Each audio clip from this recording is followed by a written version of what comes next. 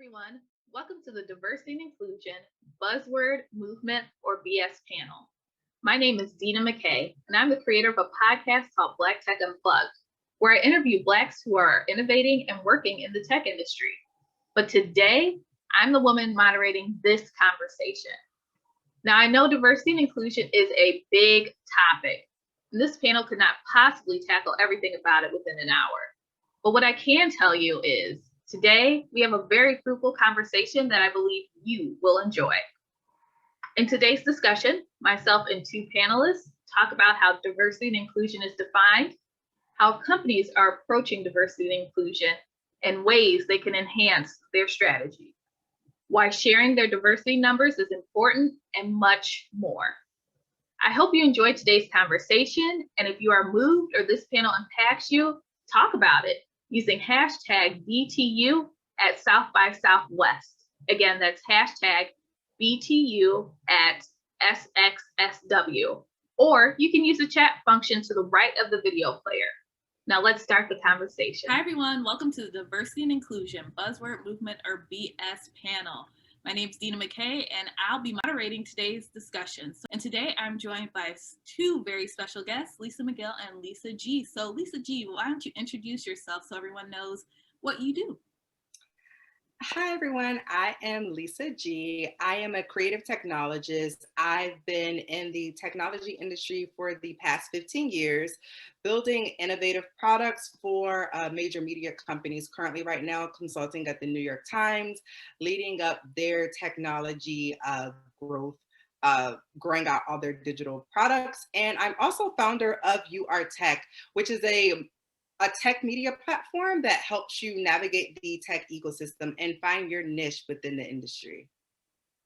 Great. And Lisa M., let's have your introduction. Hello, everyone. I am Lisa Magill. I'm co-founder and CEO of Aleria. We are taking the guesswork out of diversity and inclusion, but what that really means to us is that we have developed frameworks for measuring inclusion and specifically focus on helping business leaders understand where they can focus their DEI resources to make employees happier, to drive greater inclusion, greater diversity, and ultimately greater business performance. Awesome. So today we're talking about diversity and inclusion, and we have a short amount of time, so let's jump right into it. So I want to start off our conversation today by defining diversity and inclusion. So Lisa M., how do you define diversity and inclusion? Yeah, so we have our own kind of custom crafted definitions that we use in our work. And so it's important to contextualize the fact that most of our work in this space has to do with diversity, equity, and inclusion in the workplace. But we define diversity as the measure of how an individual's personal characteristics differ from those of the normative majority of the organization. And then we combine that with the definition of inclusion, which is really like an action. It's the act of ensuring that people's experiences within an organization are not impacted negatively as a result of their personal characteristics. So one is looking at how they differ from the normative majority, another is looking at making sure that they aren't treated differently as a result of that. Okay, and Lisa G., what about you? Oh, I love that definition. Thank you. So I define diversity and inclusion, diversity as a group of individuals that are a makeup of various different backgrounds, whether it is ethnicity, race, social economics, religious belief, and like personal belief and culture. So it is oftentimes tied back to just race, but diversity is a mixture of so many other different things, a measurement of so many other different factors. So I like to include all of that into my definition of diversity. And I got a corny analogy that I always use when people are like, oh, diversity and inclusion. It's like diversity is being asked to the dance, asked to the party, and inclusion is being asked to dance at the party. Because you can be asked all day long, but are you being asked to actively participate, that is the inclusion part. And you know what? That is the analogy we're actually going to use for today for the sake of the conversation, is the whole analogy about the dance. But I do want to add another part, the equity part. So the equity part is, are they paying you to be the DJ, or at least paying you to use your playlist, you know? And so with that in mind, I do want to just note that just listening to your definitions of diversity and inclusion, it's crazy that there is not one standard, right? Every company, every place has a different definition of diversity and inclusion. And so I want to start our conversation there. With so many definitions flowing around, do you think that's really helping or hurting the cause when it comes to diversity and inclusion, especially within tech companies? I think it could be somewhat hurting, just a tad bit, because it all depends on who you have in place in leadership who's explaining to you what the definition is. Because if that person doesn't have the proper definition and this is who you have leading up these initiatives, then you're not going to get a proper result out of your diversity and inclusion efforts. So I think it could possibly hurt a little because there's not a standard definition across, because some people now, especially what I'm seeing in diversity and inclusion, they think, all right, we have women, we're diverse. Right. And it's like, no, you need more than just women. that because that was the complaint years ago, if there's not enough women in tech. Okay, now women are present in tech, we're thriving. But when now it comes to that definition of diversity and inclusion, and you go to a company and you say, well, you're not diverse enough, they're like, what are you talking about? We have this amount of women, we're diverse. And it's like, well, no, that's just one thing of diversity. Right. Totally. I think it's so important to level set on definitions, yes, but the reality is the definition is one piece of it. It's understanding or getting everyone on the same page on what are we working towards? What are the changes we're actually looking to create? What are the questions we're trying to answer through those definitions and through this work? And I think that's so much more important. The words of a definition or, which analogy you choose to use is less important as long as we're all on the same page about where we're headed with it. And that does sometimes feel like a moving target based on this varying definitions. And Lisa, I want to just ask a question based on a comment you made of us all being on the same page. As you see companies talking about diversity and inclusion, and then you actually interact with people who are within the company, or you are one of the people that are within the company, do you ever feel like everyone's actually on the same page? No, I think it's my job to get everyone on the same page, actually. When we're conducting inclusion assessments and coming into organizations, we've actually built in a step of our assessment is a leadership workshop where we're literally coming in to get everyone on the same page, give them the definitions, make sure that they're aligned on the goals. And even though that's not key to the actual assessment, we found that it's so important so that we can actually deliver insights and get them to move on the action items that we suggest. Because if we don't level set on terminology, on goals, on the reasons we're doing this work, nobody's going to commit to the next steps. And so we've actually just, it's not that we've ever come into an organization, they haven't had some of that foundational work done, but it's helpful regardless just to have that conversation and make sure that we are all getting on the same page, whether that's through our definitions or their own work. And Lisa G, as someone who's a part of an organization, do you feel like people are on the same page? I think 75% of organizations try. But then sometimes I think where, especially if it's these old legacy companies who aren't necessarily open to change, that's where you run into a problem. Because I also feel like sometimes diversity and inclusion, it's a big thing right now. But if someone was raised a particular way, and let's say they're 75 years old, and this is how long they've been on earth, and this is how they've been raised, it's kind of hard to change a person's perspective of diversity and inclusion if this is, what they're used to, and you're trying to open and change to them. And I think that's and I'll call them out. CES is a prime example. Those are older white males who run that conference, that run that convention. And they're like, what? Diversity and inclusion? We have one woman. It's like, well, one woman isn't enough out of this whole entire conference that you put on. One woman isn't enough. So, and I just feel like when you look at the board of who runs that organization, they're all older white males. So I feel like for people of that statue, it may be a little hard to explain. You got to open your mind a little bit. Right. And you know what? I actually want to take your comment a step further. So let's say you have someone who has been at the company over 50 years. Now, over that 50-year period, let's just say it was a smaller company and it grew over time. you're usually and probably going to hire someone who looks like you, has the same attitude, has the same thought process. How has that hurt when it comes to diversity and inclusion? Because from my perspective, if we're hiring the same people and then all of a sudden you try to throw in a diverse candidate or someone who is different, it's not really going to work out. Yeah, it's a system of bias. It's there's a long list of types of bias, right? But like what we're seeing is that in hiring practices is where it's so clear that we need to start creating systems and processes to work around our personal biases, right? We can't actually remove bias, as individuals. We are human, but we need to be aware of them. And I think that even in small startups, it's like if you have two founders and you immediately hire two people, the default and the common practice is you're going to reach into your personal network and hire someone you know. And that creates so many problems down the line because you now have a limited network that you're going to be able to recruit from.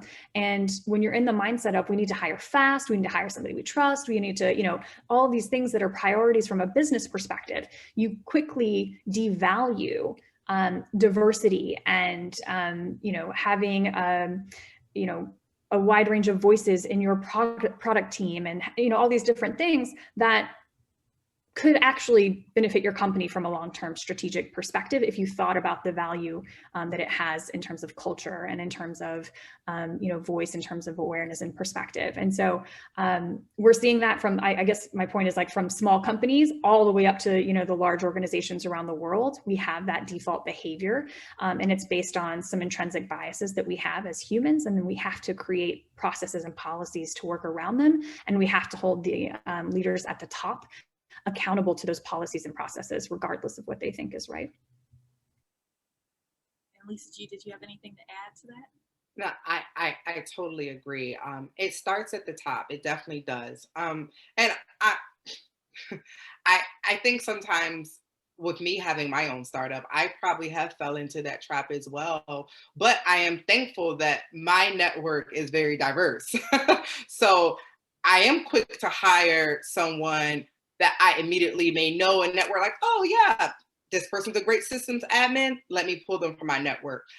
So that is something that I think most startups do fall into, which I don't necessarily blame them for that. But what I say is this, especially with me, with my startup, all right, I hired you because I know you and I trust you. Okay, so we're growing. Now I'm going to depend on you to hire someone of, go out and find someone. And I'm going to leave that task up to you now because I want diverse in my company. So I will make sure I have said this, like, hey, when you go to hire this person that I need for this, make sure that they're a diverse candidate. I would prefer someone that you may not know, actually go look for the candidate, do a full interview so that we can make sure we're getting well-rounded people here.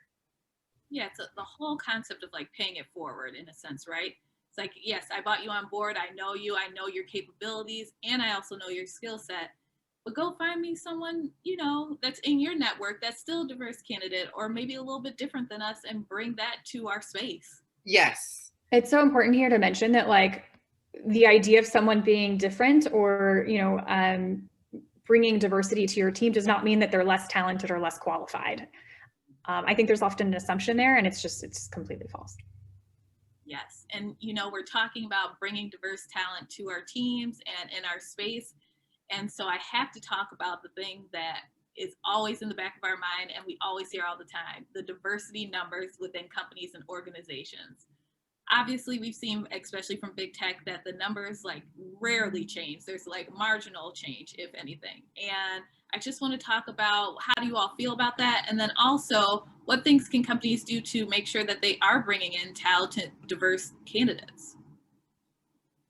So from my experience, just lately for like the past 2 years, I've been seeing companies bringing in diverse talent. They're doing the work. They're trying to find the talent. They're going to all types of conferences, recruiting. And some companies I've been asked to personally go and recruit from like my network or from the conferences that I speak at. The problem is retaining them. The companies get them, but then you're not keeping them. So I do still feel like there's some sort of disconnect there of, okay, we're bringing in diverse talent, but they're here and now they're not happy. So what's happening? So I do feel like companies are trying to change the numbers, but they're not keeping the numbers. So by the time these reports are pulled, the numbers look the same. But I can definitely attest to, and I've seen it. They're hiring diverse talent. They're just not keeping them on long enough. Yes. And I think that this, I have my own personal bias here. I mean, as you all know, I measure inclusion. A big piece of what our work involves is trying to convince companies that it actually is not enough to simply track representation metrics, and that while you need that information, and while, yes, you should be striving to increase those numbers, seeing a percentage increase here and there, increasing, women representation by 1% or Black representation by 2% is not really much to celebrate. And that while that sense of transparency and communicating that to the world is certainly progress, what we're aiming to get companies to do is look at true signals of inclusion. And we need to be looking and paying attention to what are the opportunities that are created for folks once they're in your organization? Are they provided the same levels of access? Do they have the same, levels of respect? And, do they have the ability to, have fair compensation? There are some very basic things, but we talk about inclusion in our framework. It's 9 categories of inclusion that we use to measure inclusion and with organizations and our clients. But all of this to say is that you have to take an intersectional lens and say, when we're looking at our organization, what are we seeing as it relates to promotion rates, as it relates to retention rates, as it relates to the frequency of moments that make individuals feel excluded? And what can we do to change that interaction? Because what matters at the end of the day are these little moments. It's like these little moments day to day that start to add up, to grind, that make people feel as if they either belong or they don't belong. They either are loyal to the company or they don't care about the company. They either are excited by their work or they don't want to work with this team. And that has to do with those interactions. And so it's all about driving behavior change and creating a sense of inclusion, and then monitoring, not only representation metrics, but with an intersectional lens, what is the actual outcomes of that shift in behavior and focus, and I think retention rates and promotion rates are a good place to start. You know what, we've been talking about inclusion so much. I just want to shift gears and talk about inclusion as a whole. And so the first thing that I want to start with from an inclusion standpoint, and Lisa G, I want you to start with this, is what does a company have to do then to keep you? That's a tough one, because there are going to be some happy employees. There are going to be some disgruntled employees. So I honestly feel like it is impossible to please everyone. It really is, because I've seen companies bend over backwards to make the changes. Like, okay, the onboarding process, they've improved the onboarding process, because I've started at companies and had no idea they had employee resource groups. And I'm like, well, no one told me this group existed. And they're like, oh yeah. So, I've seen them make changes to like their onboarding process of like, okay, introducing the different employee resource groups, introducing support groups, introducing all of these various things to make people feel included, which I do think is important. But I also feel like, and this is maybe jumping off topic a little bit, when you're going to introduce people to these employee resource groups, the company has to do a job to make sure these employee resource groups are being managed and ran properly. Because elaborate on that a little bit. Because I've seen it where, these employee resource groups are supposed to be a safe space. Well, a safe space to, communicate and say or vent how you may be feeling about different things that's going on in the company. Well, if these employees resource groups are necessarily communicating in Slack, anybody can see your Slack channels. Right. And there has been instances from, and I'm not talking about in no company in particular, I'm just saying, I know for a fact that there's been instances in companies that, okay, someone may peek into the employee resource group of one particular group and go back and report it. And it's like, well, how did this person even find out? I thought this was supposed to be a safe space. So I think, or there's also toxic people in those employee resource groups too, because sometimes it be your own people. So sometimes it be your own people. So, I feel like there has to be some sort of governance on these employees resource groups too, to make sure that they are running smoothly, and that the toxic is like removed or, somehow managed per se. I think that's important, because you can introduce employee resource groups all along, but if it's a mean girls club, that's not making me feel good. Right. And from your perspective, what would you like to see from like a management perspective for the ERGs? I would like to see more so, it feels like a clique. It feels like, okay, this group is already established. I'm coming in and I have to like more so like introduce myself and like be an extrovert to like fit into this group. And it's like, especially in a tech company, most people need to understand that techies are introverts. We are oftentimes not seen. We like our work to be seen and not necessarily us be seen. So it's really hard sometimes for tech people to be extroverts and, be this social butterfly to try to fit in. So there needs to be some sort of social aspect of, all right, you want to join these employee resource groups. Maybe each person is assigned a sponsor of some sort. Okay, so like sponsorship or maybe mentorship, something Yes. along those lines. It needs to be something that introduces you, but I also feel like it should be optional too, because not every tech person goes to a job and wants to talk or wants to communicate or want to be friends. Right. But it should be optional. It shouldn't be forced. That's what I will say. Because I know I've started at jobs, especially early in my career. Mm-hmm. I was just like, hey, I just want to code. I didn't come here to make friends, and this is when I was fresh out of college. So this is 15 years ago. I think that 2020 kind of opened up a lot of these conversations for business leaders that they weren't really anticipating. And it's, around this idea that like different people need different things from their employer and work better in different environments, and support relates to everything from how we're managing families through a global health crisis, to how we're shifting to remote work, to how we're creating space for grief, and I think the reality is that we're coming to terms with the fact that business leaders and employers do have a responsibility for taking care of and caring about the health and well-being of their employees, and understanding that, yeah, it looks different for every individual. And the only way you're going to understand how to best support that individual is to having a conversation with them and listening to them. And so I think that that's a really big piece of, I hope, what business leaders took away in 2020 is just like paying attention and listening to their employees and understanding that there's uniqueness that comes with that.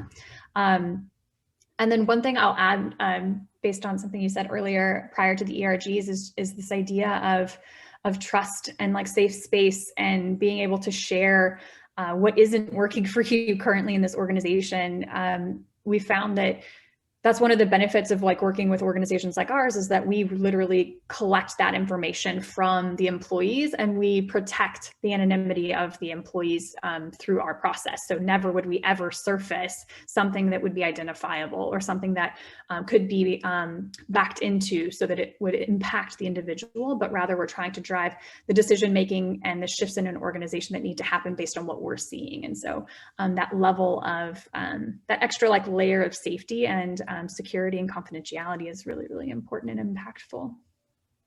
Do you feel like when there are the ERGs, or even, so I'm going to give an example of, for some of when George Floyd was murdered, there were a lot of comments that were put out by companies. There are a lot of talk around diversity initiatives and helping and making safe spaces for employees. Do you think that safe spaces actually do exist? I want to say yes. I'm going to say, from a tech perspective, you're on a company's network. Everything can be monitored. And I'm always mindful, and I tell people of that, So Yeah. it's safe to a certain extent, but Exactly. It depends on how you define safety. Yeah. And I think that the key there is less like, not that they can never see the information, but rather like, have you created a culture of transparency and openness and trust, and one that's accepting of failure, and one that's like supportive of growth? Because if that culture exists, then getting that feedback or hearing that people aren't happy in certain moments, or giving people the opportunity to express concern, is a positive thing in that environment. And so, the idea of safety is a little bit different there, because we've created safety in having them able to communicate those things, and we're not worried about, are they able to see or hear me? Can I just, I want to circle back on that too, because what I will say, this is a tough, and I want to make sure I word this properly, out of being safe, because I feel like a lot of companies felt this way with like the murder of George Floyd. So many companies were getting backlash for not saying anything. And this is where I sympathize with the companies too. They did not know what to say, because we live in a cancel culture where one wrong word, consumers will cancel you, and they would start a whole petition on social media, and boom, your company went downhill. No one, I feel like, knew what to say, even publicists, because if your publicist said one wrong word, that's it. So, and I'm not saying that it was okay for companies to be silent. I'm not saying that was okay, but I understood why some of them took so long to make statements, because I just feel like in this day and age of, we're in this age, and I actually don't like it. It's like one wrong word, everyone's ready to cancel you. Right. And I feel like, well, that's not fair. So I feel like that's why some companies were hesitant on saying anything, or just in general, when things happen in the world, they are so hesitant on saying anything because they don't know what to say out of fear of saying the wrong thing. Because I'm pretty sure everyone saw on social media all these different companies that was making, like currently right now, companies are getting dragged for making Black History Month posts. And it's like, oh my God, at least they're trying. That's how I'm looking at it. They're trying, but it's just like, it's kind of like a damned if you, damned if you don't. I think in business, everything is a calculated risk. Communication is complicated regardless of the topic. And we overthink and over strategize around a lot of things. But I do feel strongly that like doing nothing and saying nothing was the absolute wrong decision in that moment. And that, it wasn't, the bar was pretty low. I mean, it's like, did you actually explicitly name racism? Were you able to say that you stand with Black Lives Matter? These are not really big controversial things to say. But we saw a lot of companies stand in a position of like inauthenticity, or unable to truly flag their own progress or a need for progress. And I think that like I guess what I'll just say is that like the bar was pretty low, and that authenticity like shined through. Those that could just genuinely say like, hey, we're working on this. We know we have work to do, but here's what we think right now. Those are the ones that like stood out and allowed, gave themselves some like, grace from their consumers. I'm going to play devil's advocate. So what you both said was accurate, but I want to put on the flip side of, there were some companies who made these like grandiose promises. We're going to do this, that, and the other. And to date, to be honest, we haven't really seen any change. We haven't even seen or heard an update on their goals. So would you rather hear a company be silent, or would you rather a company have the response of like, having these big goals, but not even hearing any type of update on it, or hearing any more about their diversity and inclusion initiatives? Those are the companies that I'm like, you should have just stayed silent. You might as well have not even said anything, because we live in this culture where if you say something, people are going to circle back and see where you're at with it. That's just the world we're living in now. So they were just better off not saying nothing. And honestly, I hope that we do. So I'm like, I stand on the point of like, you made that statement, I'm going to hold you accountable. That's great. And like, shout out to like Cheryl Dorsey from The Plug for like immediately creating a spreadsheet and tracking these people's statements and saying like, okay, let's hold these people accountable. Here's what they said. And like, if you don't subscribe, definitely check out TP Insights and like, look at that stuff. But like, I think that like that level of accountability could be helpful and could be what our society needs to truly drive change from the top. It's needed, but it's one of those things where it's like, I think the people, the decision makers don't know where to even start, because they're like, hired these publicists, these big time agencies to come up with this statement for them. And they're like, oh my God, how do we go about implementing? They may not know about a company like what you have, which they probably need. And they're like, I don't even know where to start. That's absolutely right. I mean, they're experts in what they do. They're not experts in diversity, equity, and inclusion, right? And that's okay. I think that's where the authenticity comes in. It's like being able to just say like, hey, I see that we have work to do. We're going to figure it out. We don't know exactly what that means yet. And so we did see a lot of that. And so then you see like listening tours or like increase in engagement surveys and things like that, which is like a step in the right direction again. But I still don't think we're there in terms of like the change that needs to come from that, because just because you have data, just because you listen to a few people's opinions doesn't mean you actually did the next step and like interpreted that to say, these are the policy changes, this is the process changes, this is what we need to do internally to truly change how people feel and how they exist within our workspace on a day-to-day basis. And I want to touch back on data, Lisa, just because you brought it back up. And all these companies are releasing the numbers, and as we know, the numbers don't look that great.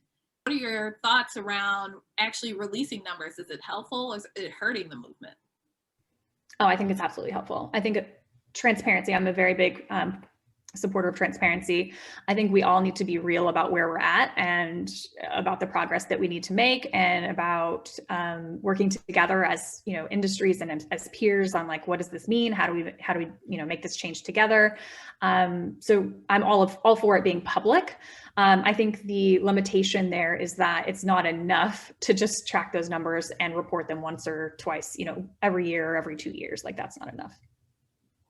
Lisa G, do you have any thoughts on that as well?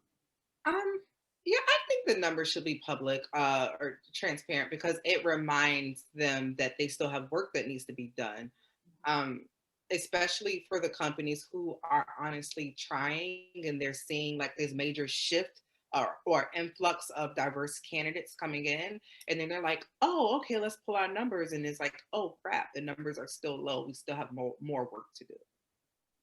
Yeah. And also with having the numbers, I think it, like you said, it makes things transparent and it makes something tangible, right? If you have a number, you can hold people accountable. And I think that is one thing when we talk about diversity and inclusion, accountability is just not there. Do you, either of you, have an opinion on how we can start holding companies and even like ERGs more accountable for what's going on in regards to the diversity and inclusion space? Well, I guess I'm going to play devil's advocate a bit on that, because I have honestly consulted and stepped in on a few ERGs for companies, and they'll say, hey, I want to go to the Latinas in Tech conference to recruit, or I want to go to the Blacks in Tech conference to recruit, or whatever it is that's specifically focused on, a particular group of people.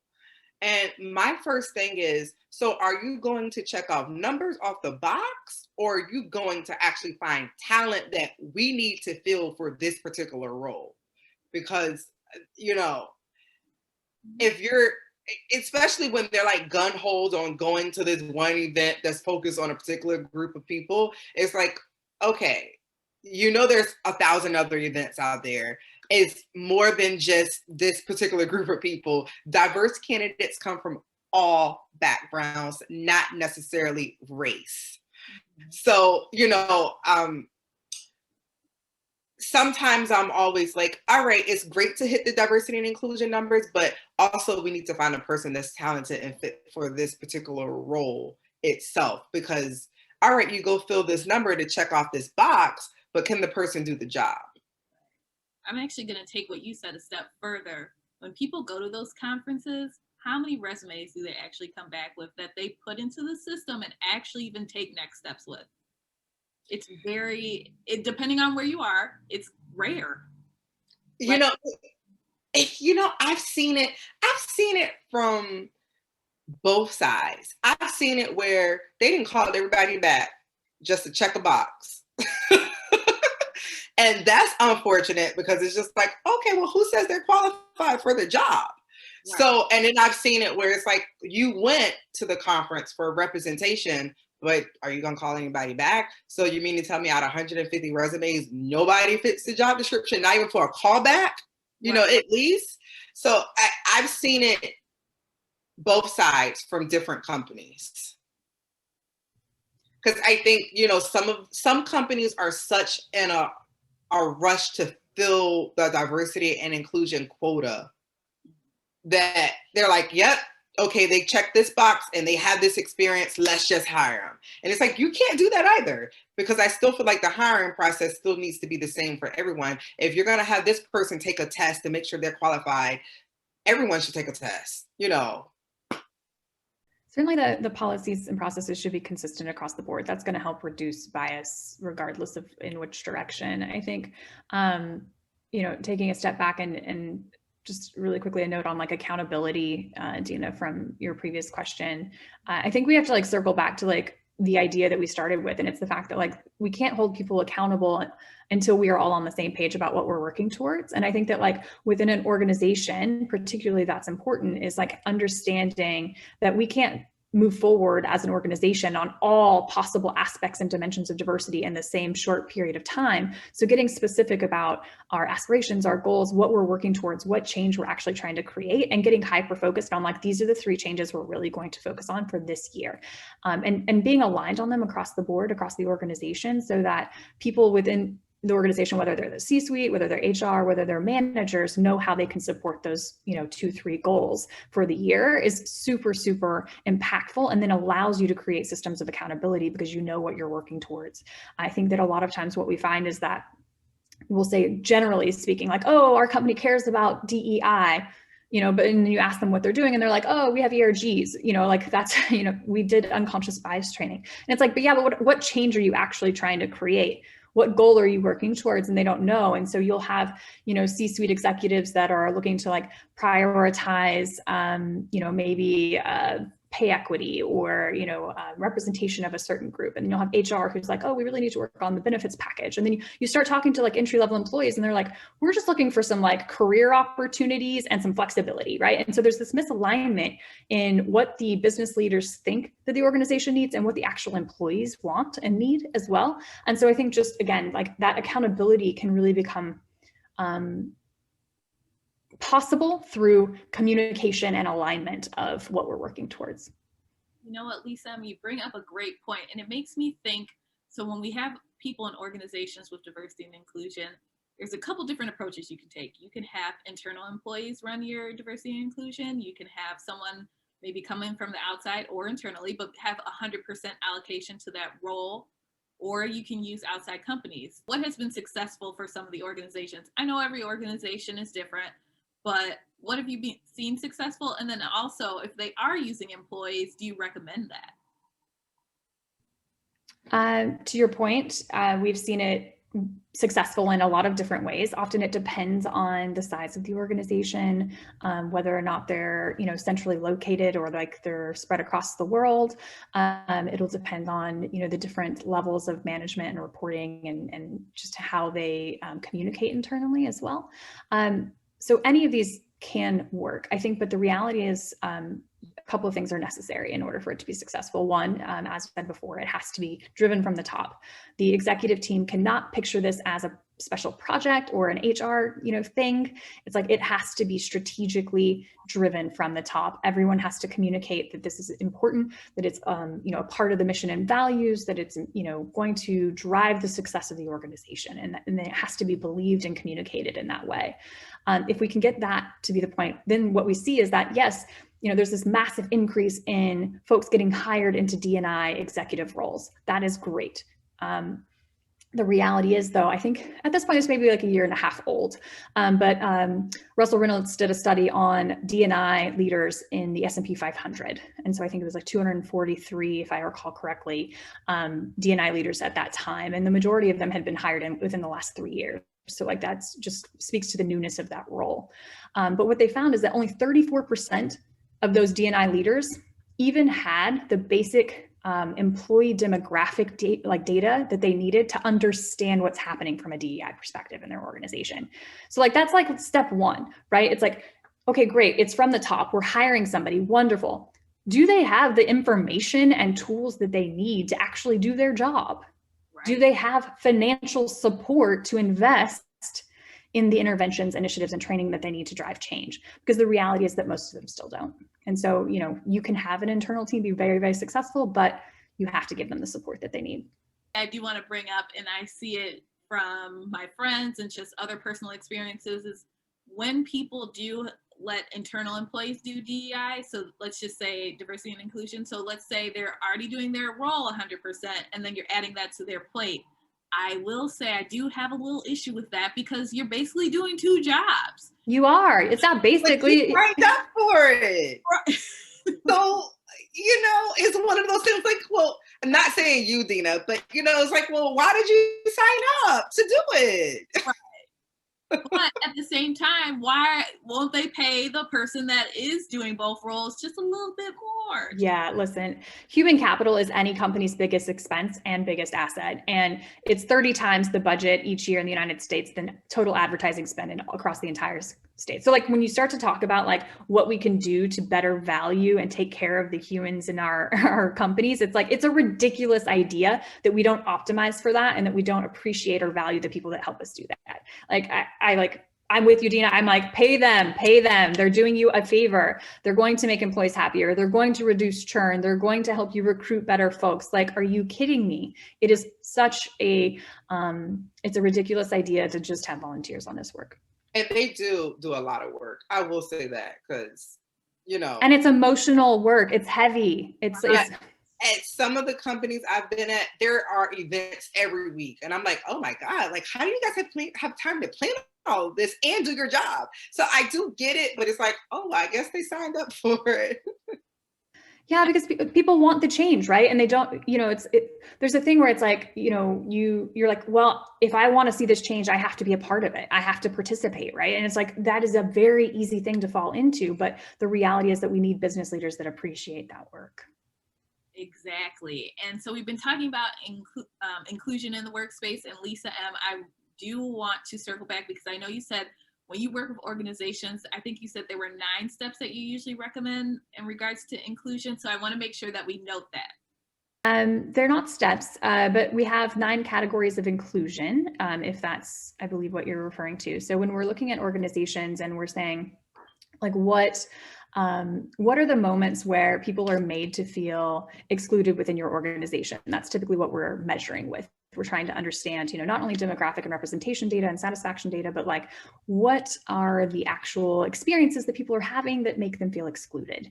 And we're going to typically organize those into that 9 categories of inclusion. So those are access and participation, skills, use and assignments, learning and growth, compensation and benefits, career opportunities, work-life balance, recognition, respect, and workplace interactions. And so we're typically looking at those 9 types of experiences to understand where we can focus initiatives and interventions and policy changes so that they are quantifiably impactful, like within the organization. I don't know about you guys, but I think those are like the top 9 things when I'm looking at a job or like looking to stay at a job. Those are like my top 9. If I'm trying to think if there's anything else I would add, but definitely my top 9 for like why I would stay somewhere and what makes me feel good at a company. Yeah, if any company can speak to the experience they're trying to create in these categories, they've done a lot of work and have thought through some stuff. So I think it's a big, if I can just like hand this to people and just say like, here, you know, like quiz them on this. But yeah, it can be, frameworks are helpful in that way, so. And so we talked about inclusion, and so I have to ask the question to get your personal opinion. In 2021, if you were going to a new job, would you work for a company that is not diverse? the looks on your faces is enough. It's 2021. Like, it should definitely be a variety of people at your company by now, unless you're saying this is a startup with 3 people. You know, I don't see how, if someone's asking me to come on as a tech founder, a CTO, and it's a startup, literally, with like 3-4 people. But you know one thing, I probably wouldn't even take on that much work, because it's like, I don't want to build anything from the ground up. I'm past that. You're gonna It's a different story. It's a different story. You probably don't, if you're that much of a startup, you don't even have the budget to bring me on for that type of work. So if it's an established company and they're not diverse, no, because I probably would not be happy there. Exactly. Yeah, I would definitely be looking to work for a diverse organization that has clear mission and values and social impact in mind. I don't even think I could work for an organization that doesn't have a positive social mission at this point. I totally agree. If someone asked me that, I'd say, heck no, because first off, I don't want to go somewhere that when I get in the door, they're automatically like, oh, you're a Black woman? Okay, so help us with our diversity and inclusion stuff. We need so much help. And then that's your new job instead of what you actually signed up for. So for me, that's the first thing I look for is okay, what are you already doing and who's already in there? And if possible, even getting their experience before I get in there, because a lot of things, it's look shiny and then you get in there and you're like, ooh, this is not what I signed up for. Exactly.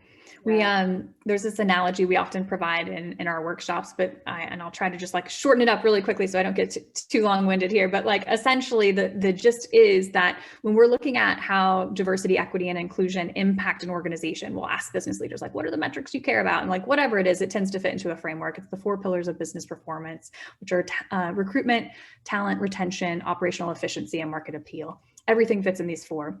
And we basically can map out what happens when you hire a diverse candidate and don't create an inclusive environment. And the reality, the result is that if they leave because they did not have a positive experience, the actual impact across those 4 pillars of performance is actually negative across the board. And so we can map out and show you how by hiring a Black engineer from an HBCU and patting yourself on the back, but not bringing them into an environment where they're truly respected and given the same opportunities, your business takes a hit across the board.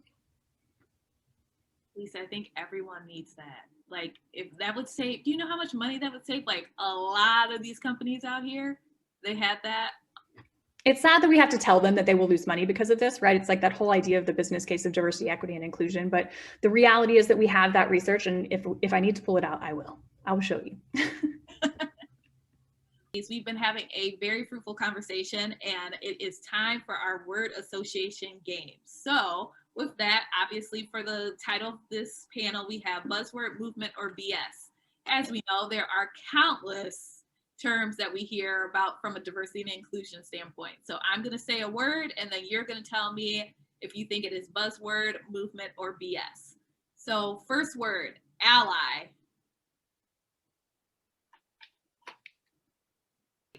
Culture fit.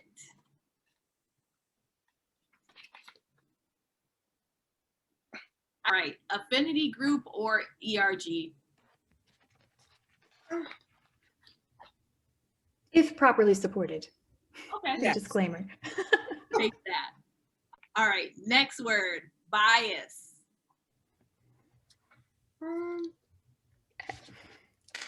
Okay.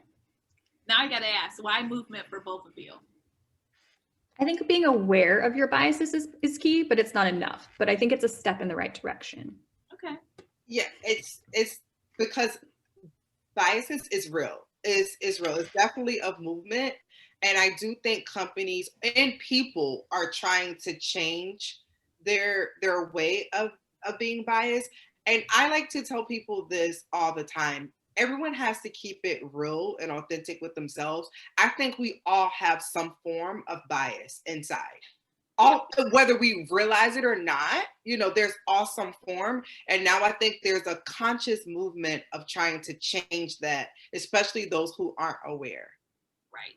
Totally. And also bringing that awareness of your personal bias and the systemic like biases that exist within your organizations into the solutions that you're creating, so that we're not developing tools that get used by companies in some way to like basically continue the biased systems that we're existing in, right? So like the awareness and the conversations happening sooner, I think can be a really positive thing.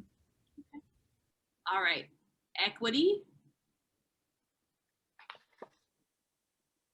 Oh. Lisa G, why Buzzword? Because initially that was not a discussion. Everyone was just talking about diversity and inclusion, and it's just now they're throwing in equity. So I think that it's just a buzzword that they're throwing around, and no one really is doing the work per se on the equity. Not to say no one. I'm speaking as far as like for me as an employee of a company. I still don't know how much you make, Deena, if you're my peer. I don't know how much you make to you really know if the equity across the company is really being taken into consideration. I don't know how much my peers make. So I really don't know if equity is really being implemented across the board or not. And Lisa M, you said movement. Well, so I think my logic behind equity is the fact that I think the reason people are starting to lean on equity and adding additional words to the like D&I is because what they were getting when they were pushing for diversity and what they were getting when they were pushing for inclusion wasn't enough.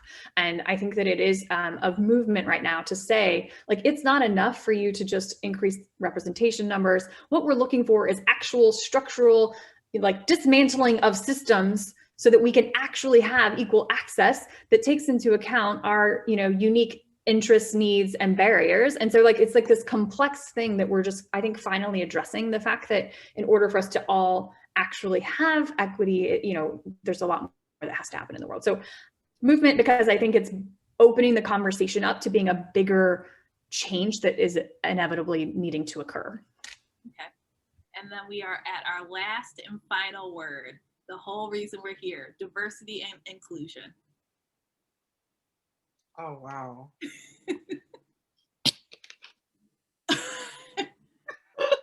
That is hilarious. Both of you are movement and buzzword. So there you have it, everyone. Our conclusion is that diversity and inclusion is a movement, but it also still is a buzzword.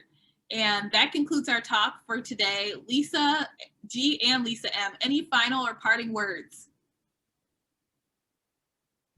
I just would like to say that, this work is everyone's work, no matter your role, no matter what type of company, no matter what level within an organization, you can be a part of creating a more inclusive space, and that it's all about behavior change. And I would encourage you to just think of, every single day, one thing that you can do to make one person in the world feel a little more included. And I think that has a ripple effect across what's actually possible. Yeah, just to piggyback off of that, I think that, diversity and inclusion is something where everyone's trying to figure out.